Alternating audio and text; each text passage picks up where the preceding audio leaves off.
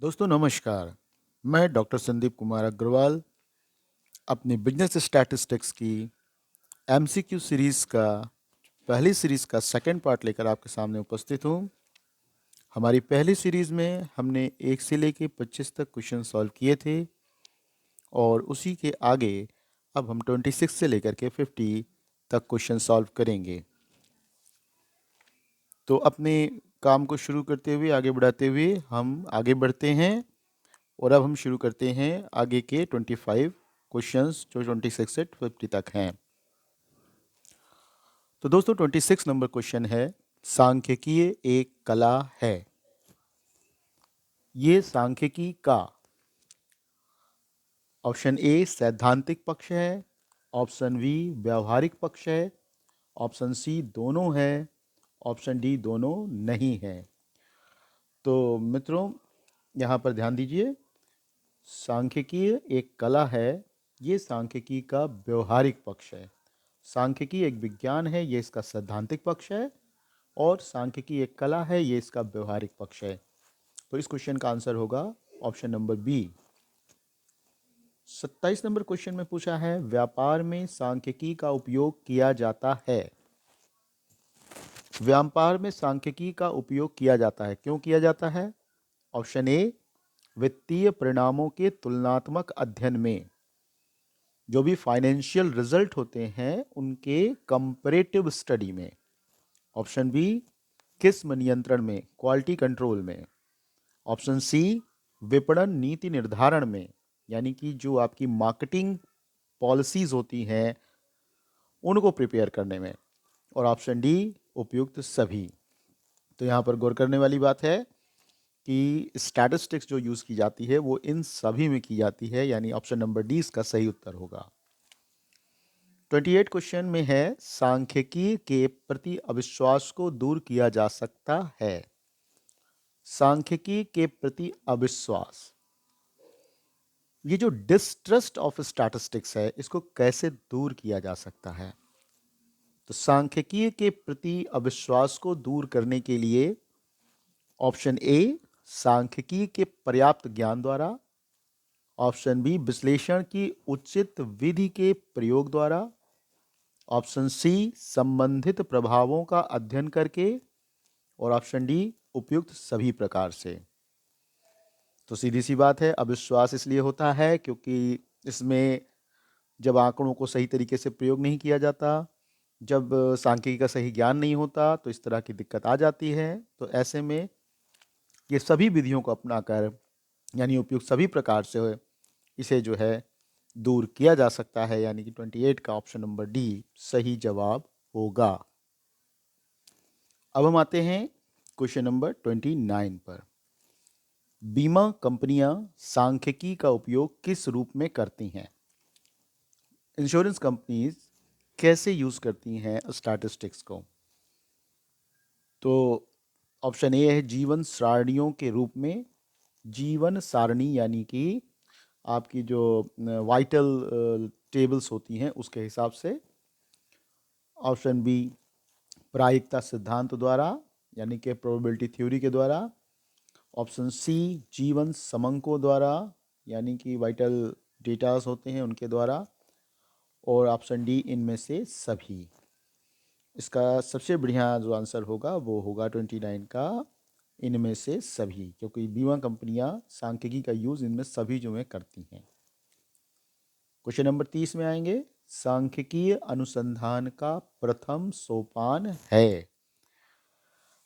Statistical investigation का first step क्या होता है? अगर इसकी बात करें तो स्टैटिस्टिकल इन्वेस्टिगेशन के कई स्टेप्स होते हैं, जिसमें सबसे पहला होता है प्लानिंग ऑफ इन्वेस्टिगेशन, यानी अनुसंधान का आयोजन।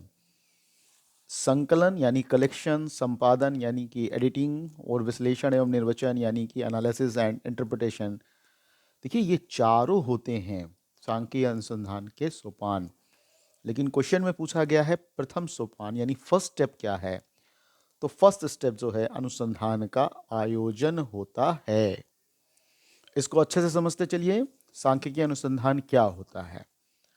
किसी निश्चित उद्देश्य की पूर्ति हेतु एक स्पष्ट योजना बनाकर सुव्यवस्थित तथा वैज्ञानिक पद्धति से सांख्यिकीय विधियों का उपयोग करते हुए संबंधित समंक संकलित करना यानी कलेक्शन करना, उनके आधार पर निष्कर्ष निकालना, इंटरप्रेट करना ही सांख्यिकीय अनुसंधान या जांच या सर्वेक्षण कहा जाता है।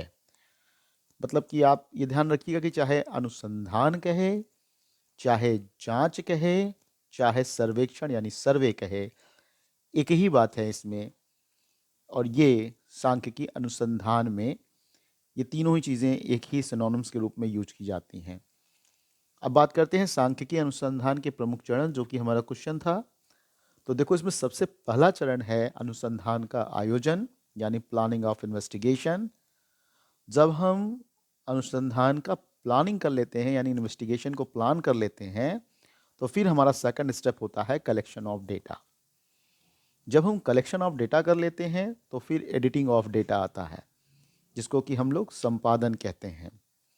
फिर उसके बाद प्रेजेंटेशन ऑफ डेटा यानी समंकों का प्रस्तुतिकरण, उसके बाद एनालिसिस ऑफ डेटा, और फिर उसके बाद लास्ट में होता है इंटरप्रिटेशन ऑफ डेटा। ये हमारे स्टेप्स हैं सांख्यिकी अनुसंधान के प्रमुख चरण या main stages of statistical investigation या स्टेप्स, जो भी कहना चाहो। अब हम फिर आगे बढ़ते हैं। क्वेश्चन नंबर 30 का जो सही आंसर होगा वो होगा ऑप्शन नंबर सी, अनुसंधान आयोजन। क्वेश्चन नंबर 31 में आते हैं।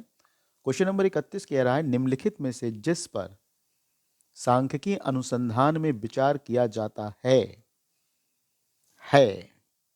मतलब वो क्या है जिस पर सांख्यिकी अनुसंधान में विचार किया जाता है। तो देखो, यहाँ पे ये बात समझ लो कि जो स्टेप्स बताए थे आपको 6, उन स्टेप्स में जो पहला स्टेप्स है वह है सांख्यिकी अनुसंधान। और सांख्यिकी अनुसंधान में क्या क्या किया जाता है, तो अगर हम सांख्यिकी अनुसंधान की बात करेंगे तो सांख्यिकी अनुसंधान में कई काम किए जाते हैं। जैसे सबसे पहले होता है समस्या की परिभाषा, अनुसंधान का उद्देश्य, उसके बाद होता है अनुसंधान का क्षेत्र, अनुसंधान का समय, सूचना के स्रोत,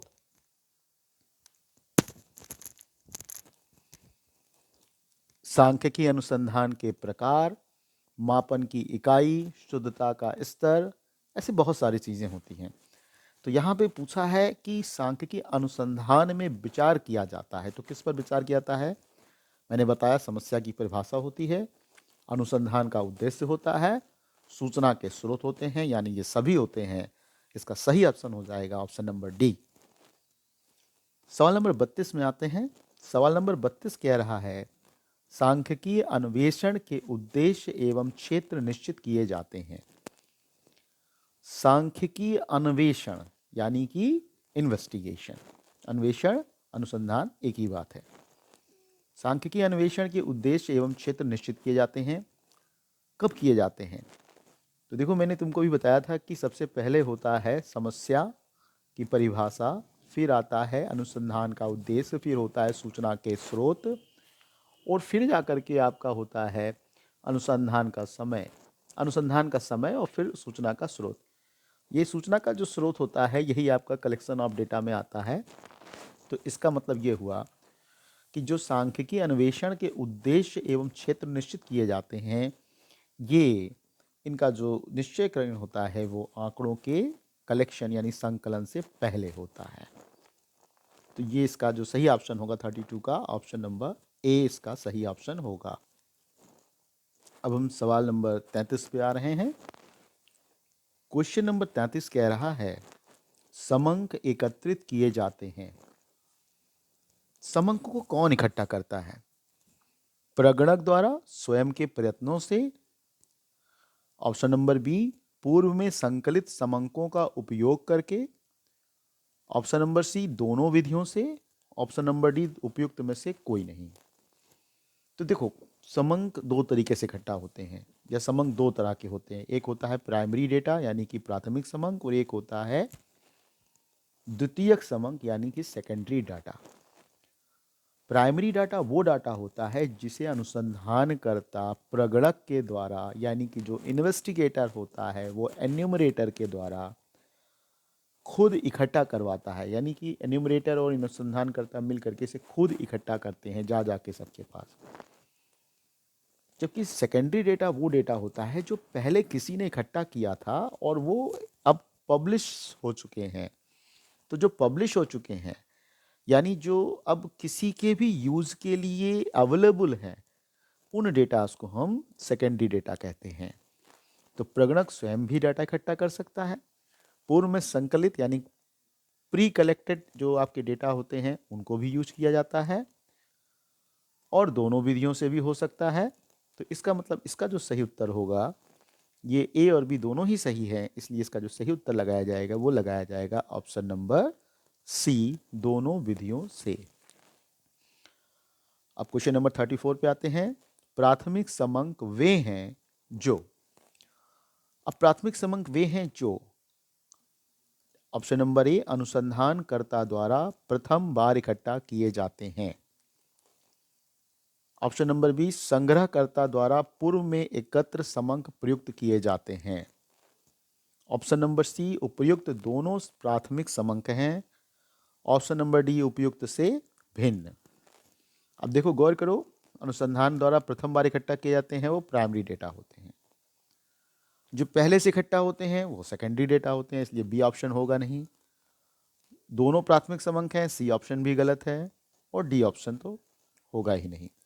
तो यहाँ पर जो सबसे सही ऑप्शन है वो है ऑप्शन नंबर ए, अनुसंधानकर्ता द्वारा प्रथम बार इकट्ठा किया जाता है।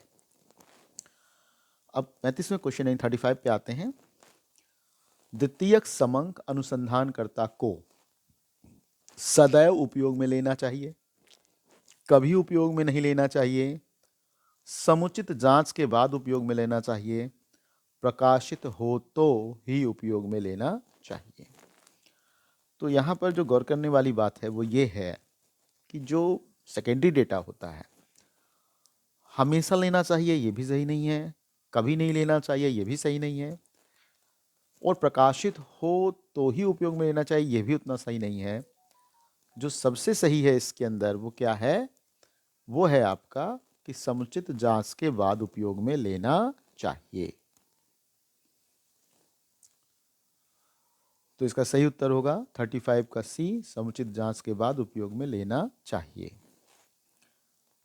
क्वेश्चन नंबर 36 है, सांख्यिकी अनुसंधान का आशय है। सांख्यिकी अनुसंधान का क्या आशय है? समंकों का संग्रहण, समंकों का विश्लेषण, समंकों का निर्वचन, या उपयुक्त सभी। तो देखो भाई, कलेक्शन, एनालिसिस, इंटरप्रिटेशन, ये सभी जो है सांख्यिकी अनुसंधान के जो है स्टेप्स हैं, तो ये सभी जो है इसमें ऑप्शन नंबर डी सही हो जाएगा। क्वेश्चन नंबर 37 है, प्रतिवेदन है। प्रतिवेदन क्या कहलाता है? प्रतिवेदन एक तरीके से ऑप्शन नंबर ए है अनुसंधानकर्ता का बायोडेटा, अनुसंधान प्रक्रिया का संक्षिप्त एवं सारगर्भित विवरण। ऑप्शन नंबर सी अनुसंधान संबंधी समस्याएं। ऑप्शन नंबर डी उपयुक्त में से कोई नहीं। तो देखो इसका जो सही उत्तर होगा वो होगा ऑप्शन नंबर बी, अनुसंधान प्रक्रिया का संक्षिप्त एवं सारगर्भित विवरण। 38 क्वेश्चन पर आते हैं। निम्नलिखित में कौन सा एक कथन सत्य है? ऑप्शन नंबर ए, सामान्यतः अनुसंधान अर्थ ज्ञान की खोज है। ऑप्शन नंबर बी, संकलन की इकाइयां केवल सरल होती हैं। ऑप्शन नंबर सी, समग्र विचाराधीन विषय की इकाइयों का एक अंश मात्र है। और ऑप्शन नंबर डी, जब प्रकाशित आंकड़े प्रयोग किए जाते हैं तो उन्हें प्राथमिक आंकड़े कहा जाता है। तो भैया ऐसा है कि देखो इसमें दिखाएं लगाने में ध्यान दीजिए जरा सा, कि जब प्रकाशित आंकड़े प्रयोग किए जाते हैं तो उन्हें प्राथमिक आंकड़े कहते हैं, ये बिल्कुल गलत है, डी ऑप्शन बिल्कुल गलत है इसका। समग्र विचाराधीन विषय की इकाइयों का एक अंश मात्र है, ये भी उपयुक्त नहीं है। संकलन की इकाइयां केवल सरल होती हैं, ये जरूरी नहीं है। कभी कभी अगर एक ही इकाई में आंकड़े इकट्ठा हो सकते हैं, फिर उसी में करना पड़ेगा, वो सरल हो या ना हो। तो इसमें सबसे सही ऑप्शन है सामान्यतः अनुसंधान का अर्थ ज्ञान की खोज है, ये एकदम सही है, क्योंकि हम कुछ नया ढूंढते हैं। ज्ञान की खोज का मतलब है कि किसी भी क्षेत्र में कुछ नया ढूंढना ही जो है अनुसंधान कहलाता है। तो 38 का ऑप्शन नंबर ए सही आंसर होगा। क्वेश्चन नंबर 39 में द्वितीयक समंकों का निम्नलिखित में स्रोत है।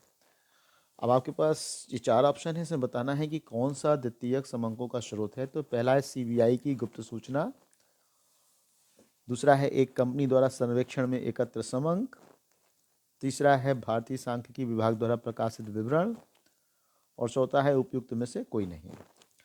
इसका सबसे सही आंसर होगा सी, भारतीय सांख्यिकी विभाग द्वारा प्रकाशित विवरण, क्योंकि ये पब्लिश है, ऑथराइज्ड है। सबसे बड़ी चीज़ है, भारतीय सांख्यिकी विभाग एक ऑथराइज्ड संस्था है, इसके जो आंकड़े होते हैं उनमें विश्वास किया जा सकता है और ये चेक्ड होते हैं कई बार, इसलिए ये सबसे सही इसका उत्तर होगा। 40 नंबर क्वेश्चन में कहा है भारत के योजना विभाग द्वारा प्रकाशित समंक है।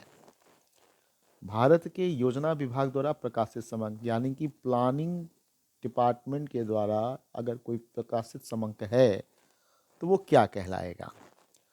तो यहाँ गौर करने वाली बात है कि प्लानिंग डिपार्टमेंट अगर कोई डेटा दे देता है तो अब जो अनुसंधान करता है जो उस डेटा को पढ़ रहा है उसके लिए वो सेकेंडरी डेटा हो जाएगा। अगर योजना आयोग ने खुद इकट्ठा किया होगा तो योजना आयोग के लिए वो प्राइमरी डेटा होगा, लेकिन अगर उसने प्रकाशित कर दिया तो अब वो किसी और के लिए क्या कहलाएगा, वो सेकेंडरी डेटा होगा।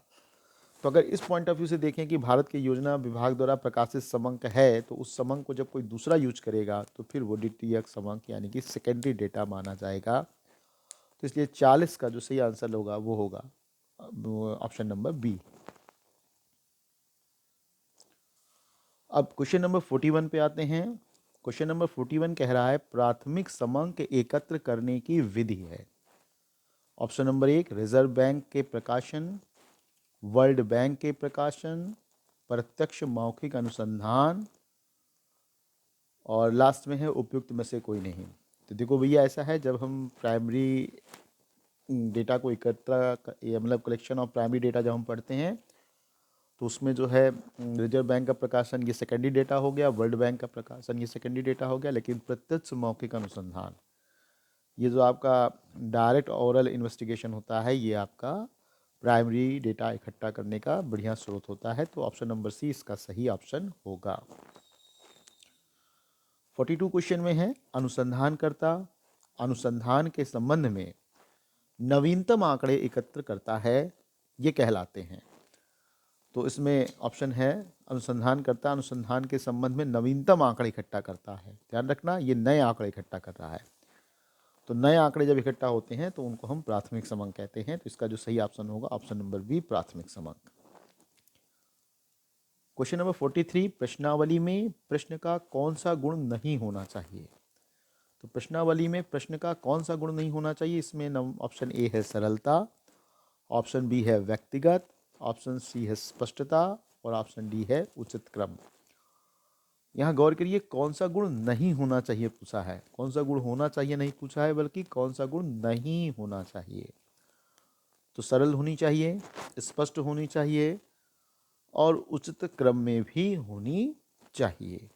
तो देखा जाए तो व्यक्तिगत प्रश्न जो है नहीं पूछने चाहिए। ऐसे प्रश्न जिससे किसी व्यक्ति को आहत होता हो, कोई व्यक्ति उसका उत्तर नहीं देना चाहता है, तो ऐसे प्रश्न हमें नहीं पूछे जाने चाहिए। क्वेश्चन नंबर 44 है प्रश्नावली भरने का दायित्व है। प्रश्नावली भरने का दायित्व किसका होता है।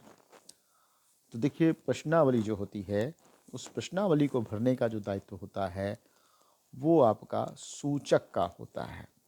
अनुसूची कौन भरता है, प्रगणक भरते हैं, लेकिन प्रश्नावली कौन भरेगा, वो सूचक जो सूचना दे रहा है वही इसको भरेगा। तो 44 का बी इसका सही ऑप्शन होगा। क्वेश्चन नंबर 45 है अनुसूची प्रश्नों की वह सूची है जिसमें सूचनाएं प्रगणक भरता है, प्रबंधक भरता है, कंप्यूटर से भरी जाती है, सूचनाएं कोई नहीं भरता है। मैंने अभी बताया 44 क्वेश्चन में कि प्रश्नावली कौन भरता है, सूचक, यानी कि अगर हमारे पास कोई पूछने आया है तो हम भरेंगे। लेकिन जब अनुसूची की बारी होती है, जब शेड्यूल होता है, तो शेड्यूल को हमेशा एन्यूमरेटर्स भरते हैं, प्रगणक भरते हैं। तो इसका सही आंसर होगा 45 का ए।